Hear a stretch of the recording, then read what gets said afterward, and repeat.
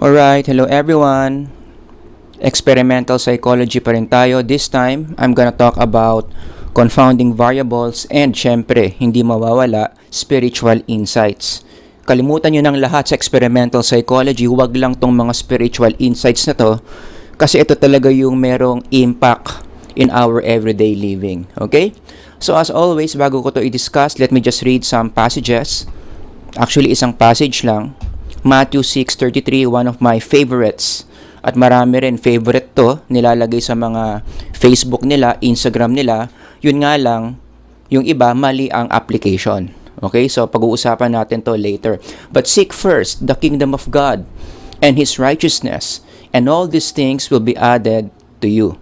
Tagalog, ngunit higit sa lahat ay bigyang halaga ninyo ang kaharian ng Diyos, ang pamumuhay ng ayon sa Kanyang kalooban. At ibibigay niya, paborito ng lahat yan, ibibigay niya sa inyo ang lahat ng mga bagay na to. Again, very popular verse, pero marami, mali ang understanding. And I hope, no, as I relate this passage to confounding variables, mas maging malinaw sa inyo kung anong ibig sabihin talaga ng passage na yan. So when you study experimental psychology, for sure, i-discuss ng teacher nyo, dapat lang niya i-discuss to, pagagalitan ko pag hindi niya diniscuss, yung tinatawag na confounding variables, also known as CV. Everybody says CV. These are variables other than your IV that mix with the effect of IV on DV. I want to highlight on the word mix. Ibig sabihin ng mix sa Tagalog, humahalo. Wherever you are, I want you to say humahalo. Kung may katabi ka, kalabatin mo, sabihin mo, humahalo. Ito yung variable other than your IV na humahalo doon sa epekto ng IV mo sa DV mo. Okay? Anong ibig sabihin ng confounding? If you check the dictionary, ang ibig sabihin niyan, confusion. So when you say, nakaka-confound naman yung sinasabi mo, nakaka-confound naman tong kinakain ko, hindi ko malaman kung ano to. Ibig sabihin, nalilito ka. So ang confounding variables in psychological experiments cause confusion. Kaya hindi maganda ang confounding variables. No? Let me illustrate. Look at this. Yan. Ganito dapat ang itsura ng experiment mo. Ang nasa picture lang, yung independent variable mo na minamanipulate mo at yung dependent variable na minemeasure mo. Yan lang dapat ang nasa picture when you run psychological experiments.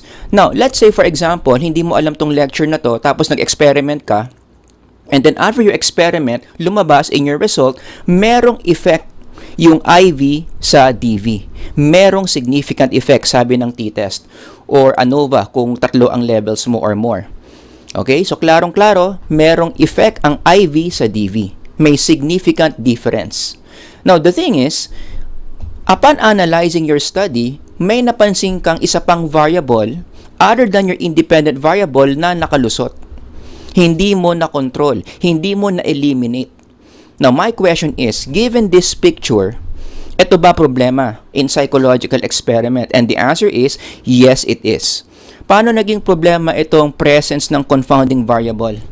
Kanina, ito lang. Pero na-realize mo nga nung inanalyze mo, meron ka palang hindi na-control. Hindi na-eliminate na confounding variable. How is that a problem? Because this variable will now produce what? Yung sinabi ko kanina, confusion. Malilito ka ngayon kung yung effect ba na nakita mo sa dependent variable mo dito, saan galing? Everybody say saan galing. Yan. Saan ba galing yung effect nito? Is it from your independent variable na akala mo nung una, ganun nga, pero now, may presence na confounding variable, hindi mo na alam.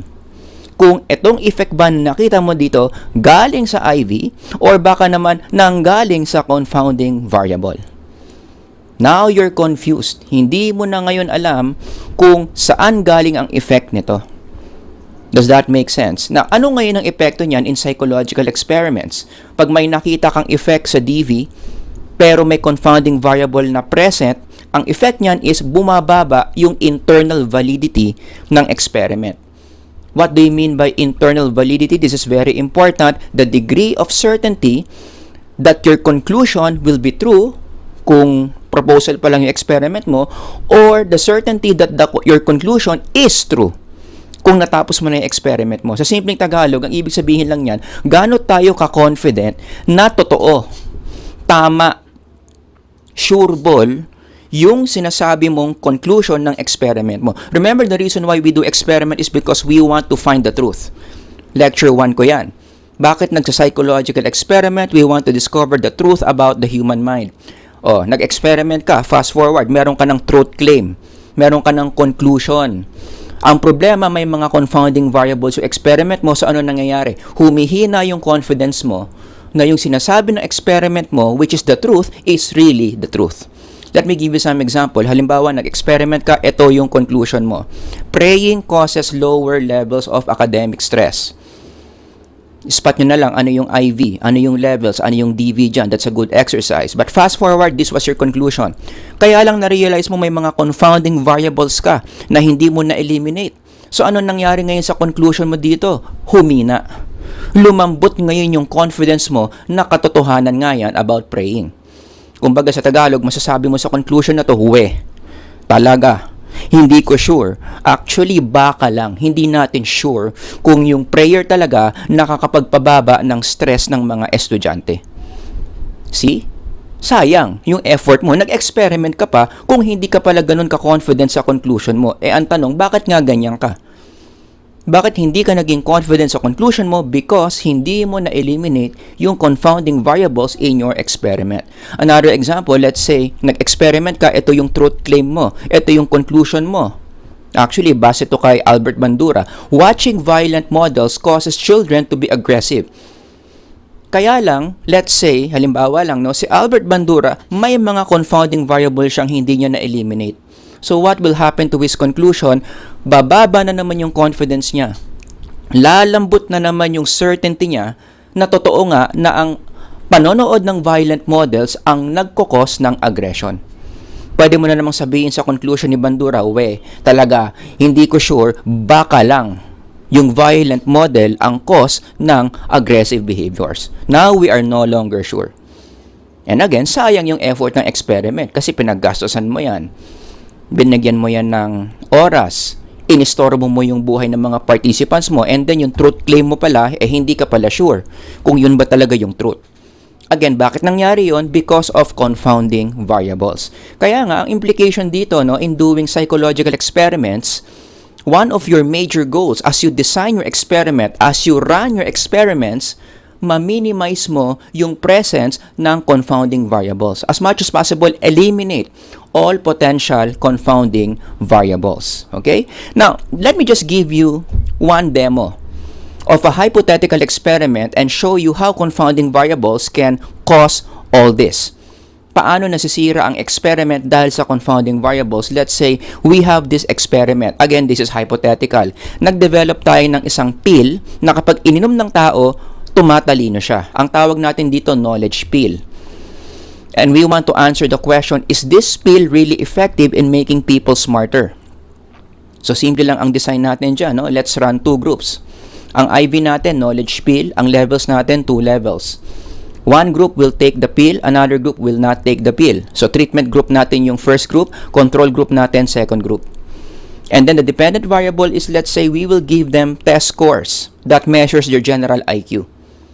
Okay, so iinom sila ng pills, let's say, for 1 week, and then at the end of the week, both of these groups will take a test that measures their IQ, and then we're gonna compare kung sino mas mataas ang IQ. Syempre, ang hypothesis natin, if this pill works, mas mataas dapat yung IQ ng mga pill takers. And let's say that's what we saw. Yun nga yung nakita natin. Yung mga kumain ng pills, the knowledge pill, mas mataas ang overall IQ nila compared to those people, compared to the group who did not take the pill. So, nung nag-t-test independent ka, significantly higher ang IQ ng mga pill takers compared to the non-pill takers. Therefore, anong conclusion mo? The knowledge pill is effective. Pero, i-connect natin to sa confounding variable. Let's say, nung inanalyze natin yung study, meron tayong confounding variable na hindi natin na-eliminate. Think of possible confounding variables. How would you spot confounding variables here? I-fill in the blank mo lang tong question na to. Baka it wasn't the pills. Baka blank. Diba? Baka naman hindi yung pills yung nagpatalino sa kanila in the first place doon sa treatment group. Baka it's something else which is not the pill.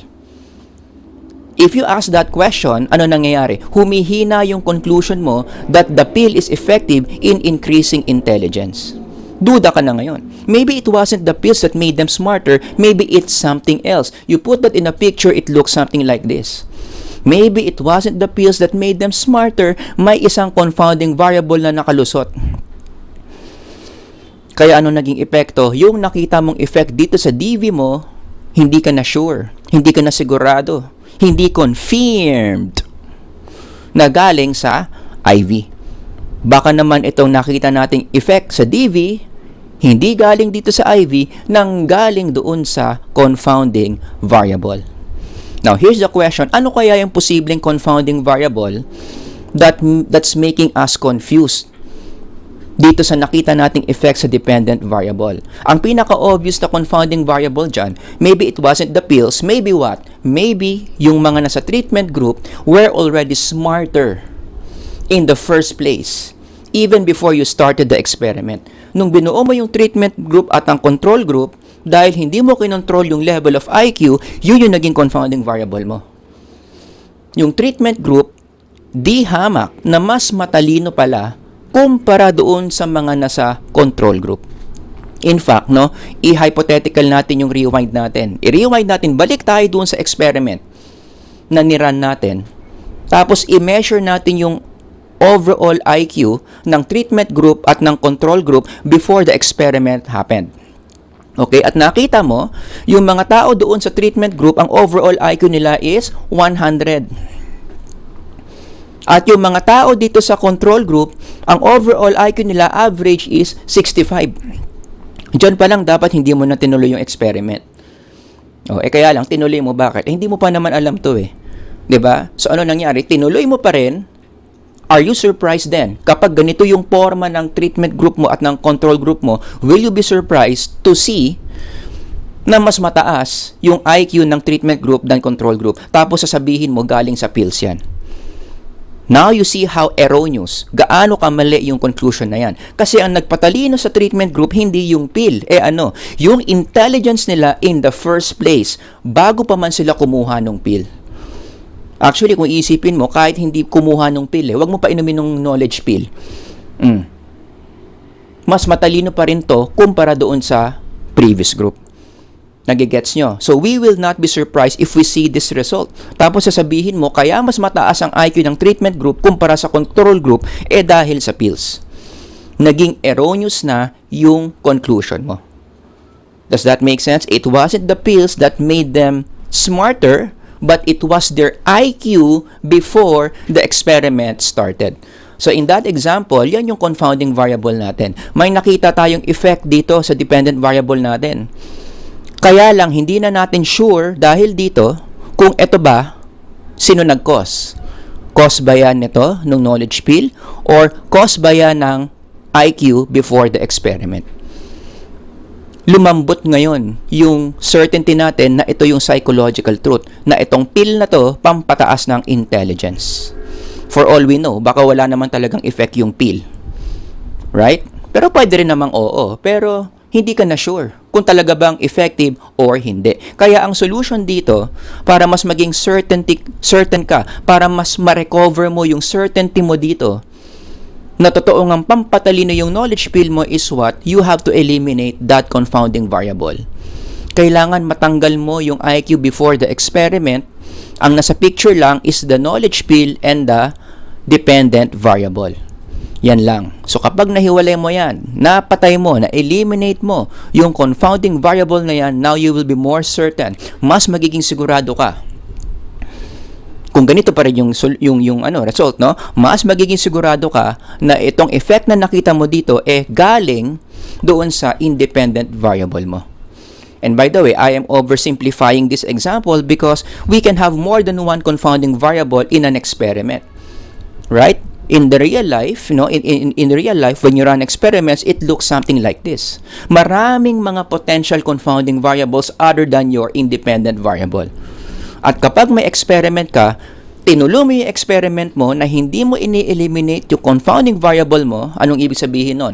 Super baba ng internal validity mo. Which means, if you're listening a while ago, kung ano man yung conclusion na mabuo mo from this experiment, halos hindi natin sure kung yun ba talaga yung psychological truth.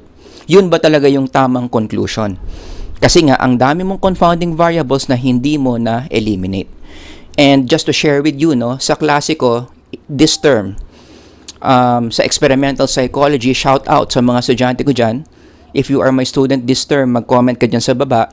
Pinaran ko sila ng sarili nilang experiment without knowing this lesson first. Alright? So, nung nag-report na sila sa klase, doon nila na-realize when I talk about confounding variables, kung gaano karaming confounding variables ang hindi nila na-eliminate. Doon sa kanilang mini experiment that they did before knowing the dangers of confounding variables. So, nung na-realize nila na ang dami nilang hindi na-eliminate na confounding variables, yun yung nakita nila. Whatever conclusion na sinasabi nila doon sa experiment nila, hindi pa natin dapat paniwalaan kung totoo nga ba or hindi. Kasi nga, ang dami nilang confounding variables na hindi na-eliminate. Kaya nga, paano natin dapat i-run ng isang psychological experiment? What is a good psychological experiment? It looks something like this. Ang nasa picture lang sa experiment mo is your IV and your DV. All potential confounding variables na pwedeng kumwestiyon sa conclusion natin later on must be eliminated. And the question is paano? Paano na-eliminate ang mga confounding variables? Mahabang usapan yan. Kinakailangan mong mag-take talaga ng isang full course in experimental psychology para malaman mo yung mga strategies on how to eliminate those confounding variables. Ang dami niyan eh. Dinidiscuss ko usually 1 month. Twice a week. Kailangan mo mag-random assignment, gagamit ka ng laboratory, deception, double blinding, pilot testing, so on and so forth. The more you do these strategies, mas nawawala yung mga confounding variables mo, which makes your experiment more valid. Nagigets nyo? Kaya mahaba-habang usapan to, pero gagawa na lang natin ng maliliit na lectures yan. How each of these strategies can help you eliminate confounding variables. Now, as we close this lecture, mag-share lang ako ng mga spiritual insights about confounding variables. Ulitin natin, anong ibig sabihin ng confounding variables? These are distractions. These are the noises in our psychological experiments na ayaw natin. Kaya sabi ko, if you are running an experiment, yan ang goal mo. Para masigurado mong maganda experiment mo, eliminate all potential confounding variables. Because it will destroy your experiment's internal validity. This is not good for psychological experiments. Ngayon, ito yung confounding variables in the laboratory. In academic psychology, yan yon. Pero syempre sa channel natin, ayaw natin puro tayo academic, ilagay natin sa spiritual existence. In our everyday existence, meron ding confounding variables ang mga buhay natin. Meron din tayo mga distractions na sumisira sa quality ng psyche natin. And in the language of everyday life, anong ibig sabihin ng confounding variables? Dito, nilagay ko, things that you do that have what? Nothing to do with the reason of your existence, also known as your purpose. Mga bagay sa buhay mo na ginagawa mo, pinagtutuunan mo ng pansin, pinaggagastusan mo, pinag-e-effortan mo, na wala namang kinalaman sa purpose mo sa buhay. Lahat ng mga bagay na yun, anong tawag doon? Confounding variables of your everyday life, also known as distraction. Kaya tingnan nyo, ano ang itsura ng good mental health? Especially psych majors here. Let's say you were asked in a party.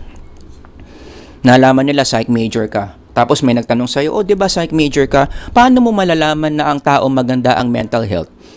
Tandaan nyo tong picture na to. This is the picture of a good mental health. Ang tao maganda ang mental health niya kapag centered siya. Kapag aligned yung buhay niya doon sa purpose niya or sa calling niya. Lahat ng bagay na ginagawa niya, yung paggamit niya ng pera niya dito, yung paggamit niya ng oras niya, naka-align. Everybody say align. Naka-center. Everybody say center. Doon sa kanyang purpose or calling in life.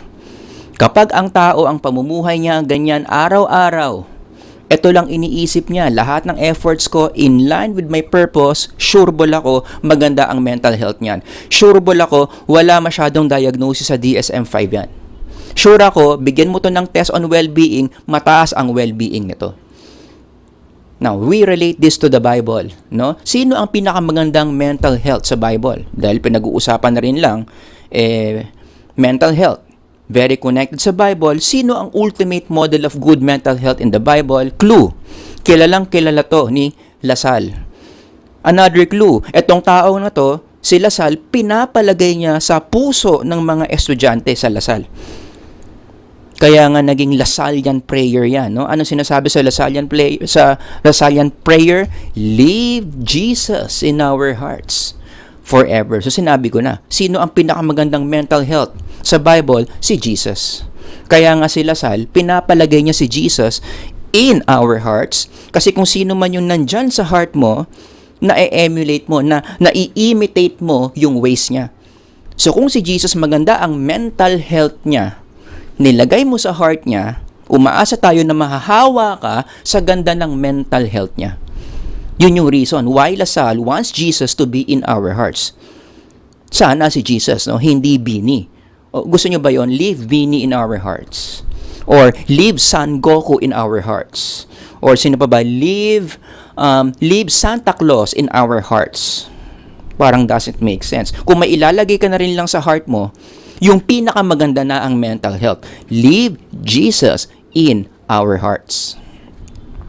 Does that make sense? Now, how did we know na si Jesus maganda ang mental health? Because if you read the Gospels, the way Jesus spent his time, the way Jesus spent his money, spent his energy, very aligned, very centered. Ganito yung picture ng buhay niya. Hindi siya nag-aksaya ng oras. Lahat ng efforts niya, it's in accordance to his purpose or calling. Siya nga mismo nagsabi, ano ba ang calling niya? Ayan o, ang linaw-linaw. My food is to do the will of Him who sent me and to finish His work. So kung makakausap mo si Jesus, Jesus, ano bang point ng buhay mo? Bakit ka gumigising araw-araw? Anong sasabihin niya? To do God's will. Which is to preach the word, to save people who are lost. So every day, yun lang ginawa niya. Doing God's will, saving souls. And he did that in many ways, no? Nag-teach siya, nag-exercise siya, pinagaling niya yung mga may sakit physically, so on and so forth. In other words, si Jesus, maganda yung buhay niya. Perfect mental health. Because yung buhay niya, ganyan yung design. O ngayon, contrast naman tayo. What is a picture of a poor mental health? It looks something like this. Dito na ngayon papasok yung confounding variables. Ang isang taong poor ang mental health, punong-puno ng confounding variables ang buhay, punong-puno ng distraction ang buhay. Ayan, no? As you can see here. Ito yung purpose niya, ito yung calling niya, pero hindi niya ito masyadong ginagawa. Bakit? Kasi maraming confounding variables ang gumugulo sa kanya. Hindi aligned, hindi centered yung buhay niya. Pangalanan natin, ano ba yung mga confounding variables na to? Mga distractions ng buhay. Some examples would be entertainment. Sinong relate dyan? Nasosobrahan ka sa entertainment. Kakagising mo pa lang sa umaga, kuha ka na kaagad ng cellphone, entertainment agad. Nood ka kaagad ng TikTok, nood ka kaagad ng YouTube. Hindi ka muna nagdasal, hindi ka muna nag-exercise. So, dito nakaka-relate. Gumising ng 7:30 a.m., bumangon na ng 9 a.m. Anong ginawa niya from 7:30 to 9? Mindless scrolling of this entertainment in the cellphone. Taas ang kamay ng mga nakaka-relate. Next, money. Yan. Wala ka na lang inisip. No? Wala ka na lang effort na pinaglaanan ng energy mo but to get more and more money. Yung iba, ang distraction nila, yung awards. Gagawin ang lahat, ma-recognize lang ng iba. Gagawin ang lahat, maging cum laude lang. Gagawin ang lahat, maging employee of the month lang. At syempre, do you agree? Marami dito, sana mag-agree, ang jowa, distraction yan. Confounding variable ng grades mo yan. Yung mga estudyante na nanonood ngayon, sino dito agree? Ang jowa, confounding variable. Nakakagulo yan, nakakalito yan eh. Hindi mo malaman kung magre-review ka sa exam mo bukas or gagawa ka ng effort para magbati na kayo kasi nag-away kayo kanina. Hindi mo malaman kung magbabasa ka ng chapter na assignment mo tomorrow or makikipag-date ka sa jowa mo kasi niyayaya ka niya makipag-date, months rin nyo raw. Naguguluhan ka. Does that make sense? Kaya for those of you who are single right now, na nasa currently college level, I highly suggest stay single para mabawasan naman yung confounding variable ng buhay mo. Got that? Pero going back here, 'di ba sabi ko dito, this is the picture of poor mental health, buhay na distracted. Meron pang mas malala dyan. Ano yung mas malala sa poor? Worse. And bakit naging worse? Bakit mas pangit to? Tingnan nyo yung frame. Tingnan nyo yung slide. Anong nag-iiba? Bakit to worse? Ito pwede pa to eh. Mas madaling ayusin to. Ito yung mahirap ayusin, yung worse. Bakit? Hindi niya alam yung purpose niya or yung calling niya. Mas madali pa to kasi alam naman niya yung purpose niya. Alam naman yung calling niya. It's just that distracted lang siya. So ito, konting kape lang yan sa Tagaytay, Starbucks, na walang parking, na nasa bangin, tapos mag-ano lang siya ulit, no, mag-reflect lang siya ulit. Kapag naalala niya yung purpose niya sa buhay niya at nakita niya sa sarili niya na distracted siya, okay na ulit yan eh. Pagbalik niya sa Manila, centered ulit yan. Pero ito yung mahirap. 'Di ba? Bakit mas mahirap to? Bakit to worse? Kasi dalawa ang problema niya dito. Una, distracted na nga siya. Pangalawa, hindi pa niya alam yung purpose sa buhay niya. 'Di ba? Wala ka na ngang purpose, distracted ka pa. Oh my goodness, many young people today are like that. And one of the clues para malaman mo na ganyan nga ang buhay mo, have you said these words? Bakit ang dami kong ginagawa pero parang walang nangyayari? For some reason, hindi naman nakakapagod yung day ko, pero at the end of the day, bakit parang sobrang pagod ko? Sino dito nakaka-relate dyan? Mag-comment dyan. If you have said these words before, now you know why. Bakit napapagod ka? Bakit parang wala kang accomplishments? Parang wala kang nararating, pero ang dami mo namang efforts now, you know. Bakit? Kasi yung buhay mo, punong-puno ng confounding variables. You know? Now, you may ask me, bakit ba ganyan yung buhay ng tao in the first place? Maraming confounding variables. Isa sa pinaka malakas na factor, what makes a person's life like this is because in our culture, we are being taught to normalize distractions. Tama ba ako o tama? Right? Yan yung tinuturo sa atin ng everyday culture. The more distractions you have, mas maganda. Mas marami kang distractions sa buhay mo, mas exciting ang buhay mo. Mas notify yung telepono mo, ang dami-dami lumalabas sa telepono mo, mas maganda yan. Ibig sabihin, you are up to date. Hindi ka nagkakaroon ng FOMO, fear of missing out. Kaya medyo ayoko yung term na yan eh. What if the things that you miss out are good things to miss out? Don't you agree? 'Di ba? Ano ngayon kung ma-miss out mo yung mga bagay na yun na confounding variable sa buhay mo, mas maganda na i-miss out mo na lang yun. So you should not fear missing out. Mas maganda nga marami ka na mi-miss out para yung buhay mo mas centered. Mas alam mo kung ano yung purpose mo, mas klaro. Wala eh. Sa society natin, ito ang nino-normalize and many young people today are deceived. Let me repeat that, deceived. Sa Tagalog, naloloko to believe that this is okay, that this is life, how life ought to be. Dapat ganyan ang buhay mo. Quote-unquote exciting. Maraming distractions. And we are suffering the consequences for those young people who believe that teaching na okay ang distraction sa buhay, ang effect niyan, pumapalya ang mental health. Kaya nga tayo merong rising epidemic, sabi ng mga experts.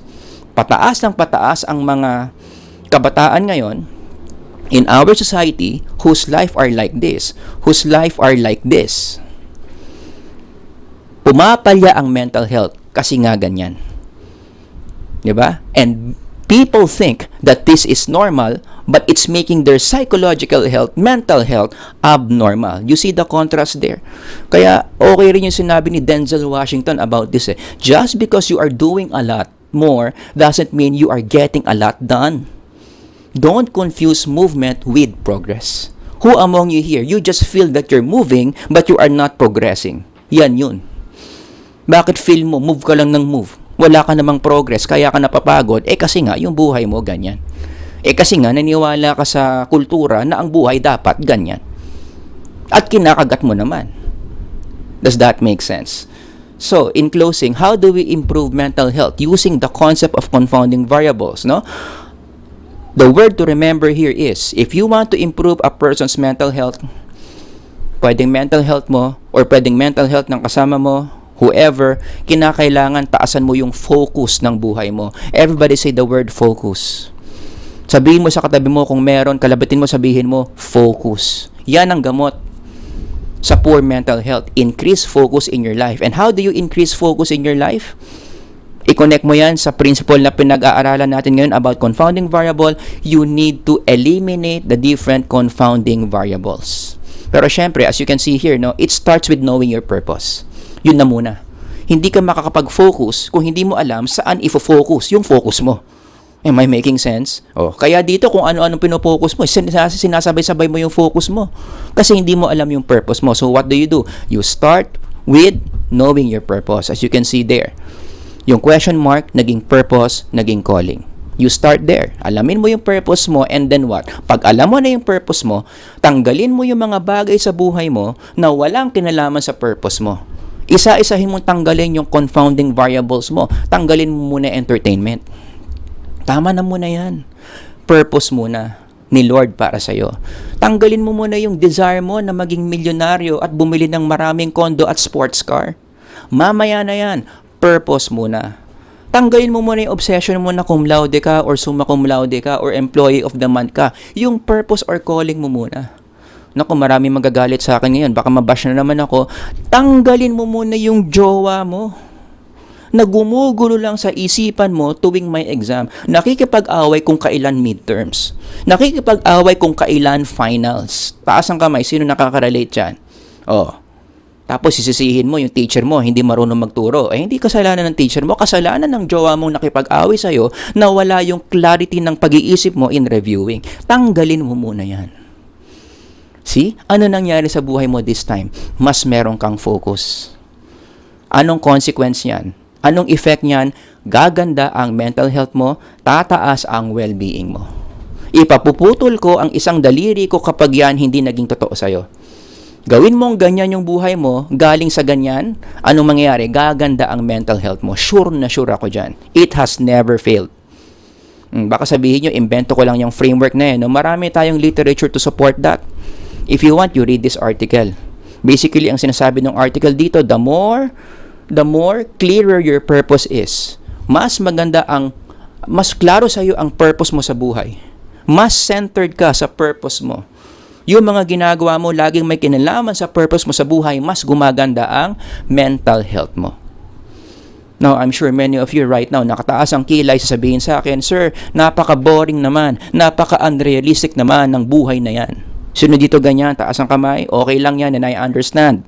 Given your age, given the brainwashing of our culture today, hindi ka kasi sanay sa ganyang buhay. Gusto mo maraming confounding variables, so may resistance talaga yan. Sir, ang boring. Sir, ang unrealistic. But is it really boring? Is it really unrealistic? My answer is no. Hindi siya boring kasi kapag ginawa mong ganyan yung buhay mo, inuna mo muna yung purpose mo at yung calling mo, hindi naman hanggang mamatay ka, ganyan na yan eh. Merong effect yan. The more you do your purpose, the more you do your calling, ano mangyayari? Yung efforts mo sa paggawa niyan, mamumunga yan. Doon ngayon lalabas yung mga bagay na tinanggal mo. See? So, ang implication nito, itong mga nandito, hindi naman masama yan. Hindi ko sinasabing masama yan. Huwag niyo akong imali dyan. Never ko sinabing in this lecture na masasama yan. Nagkakatalo lang kung saan nakapwesto ito. Kung dito nakapwesto yan, around the effort na dapat dun ka lang, yun ang masama. Pero kapag yan lumabas out of the efforts, after the efforts of fulfilling your purpose, mabuti yan. Doon na ngayon papasok yung key verse natin. But seek first the kingdom of God. What's the kingdom of God? Actually, malawak ang kingdom of God. But one of the kingdom of God that this passage is talking about is His purpose for your life. Lahat tayo may purpose. Lahat tayo may calling. So kapag inuna mo raw muna yung pinapagawa sa'yo ni Lord, anong sabi? And His righteousness and all these things, ito yon, will be added unto you. Bibigyan ka naman. Unahin mo lang muna yung calling niya, whatever it is na pinapagawa niya. Magkakaroon ka naman ng oras for entertainment.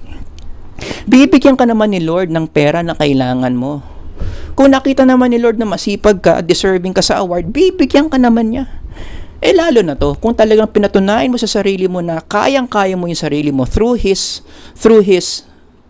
power na mamanage mo yung sarili mo ng maayos through His help. Bibigyan ka naman ng jowa in the right time. Nagigets nyo? Yan yung ibig sabihin ng Matthew 6:33. Hindi yung interpretation mo ng Kingdom of God dito, nagsimba ka. Oh, bakit? Nagsimba naman muna ako nung linggo. Bakit wala pa yung sports car ko? Hindi ganoon ang interpretation. Kingdom of God means, in this context, kung anong pinapagawa niya sa'yo, gawin mo muna, doon muna naka-focus yung efforts mo, and then all these things shall be added unto you. So, hindi boring to. In fact, it's very exciting. Because you'll never know ano yung lalabas dito. The more you do what He called you to do. Nagigets nyo? Kaya ang isa pang implication dito, no, gusto ko i-highlight tong purpose or calling as a psych major. Kailangan ma-realize mo na this is one of the most important psychological elements that you should find. Kung meron mang isang bagay sa buhay mo na dapat una mong hinahanap, hindi yung sarili mo. Hindi si Mr. Right. Sino? Yung purpose mo sa buhay. Kapag nakita mo kasi yung purpose mo sa buhay, you learned what God wants you to do. Why are you here on earth in the first place? And you keep on doing that, ang laki ng i-improve ng mental health mo.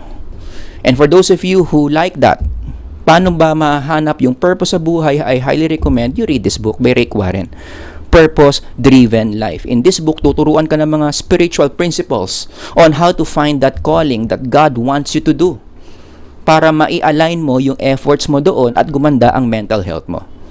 Okay? So this book, Purpose-Driven Life, good book by Pastor Rick Warren. Pero syempre, no, ang approach niya dito is biblical, hindi psychological. But as I keep on saying in this channel, I don't see any distinction between what's psychological and what's spiritual, because the psyche is the spirit. Does that make sense? So yun lang yung maikli nating lecture sa confounding variables. If you have any questions, comments, ilagay nyo lang dyan sa comment section. Hanggang sa susunod na lectures, Sir Howard here. Sana marami kayo natutunan. God bless. Bye-bye.